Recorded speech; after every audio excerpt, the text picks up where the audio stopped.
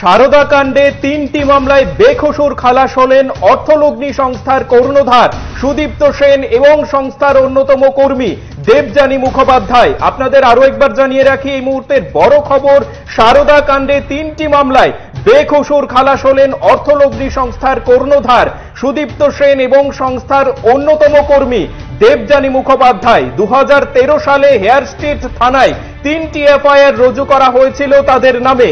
3টি মামলা মিলিয়ে প্রায় 10 থেকে 15 লক্ষ টাকার প্রতারণার অভিযোগ উঠে এসেছিল। পরে পশ্চিমবঙ্গ সরকার তাদের বিরুদ্ধে মামলা করে মঙ্গলবার ওই 3টি মামলায় সুদীপ্ত এবং দেবযানীকে বেকসুর খালাস করে দেয় বেংশাল আদালত। যদিও তাদের বিরুদ্ধে আরো অনেক মামলা এখনো বিচারাধীন আছে। সারদা অর্থলগ্নি সংস্থার বিরুদ্ধে প্রতারণার অভিযোগে 200টিরও বেশি মামলা রয়েছে।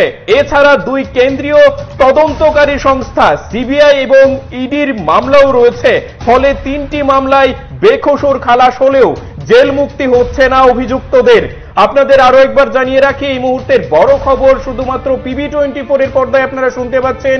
সারদা কাণ্ডে 3টি মামলায় বেকসুর খালাস হলেন অর্থলগ্নি সংস্থার কর্ণধার সুদীপ্ত সেন এবং সংস্থার অন্যতম কর্মী দেবযানী মুখোপাধ্যায়।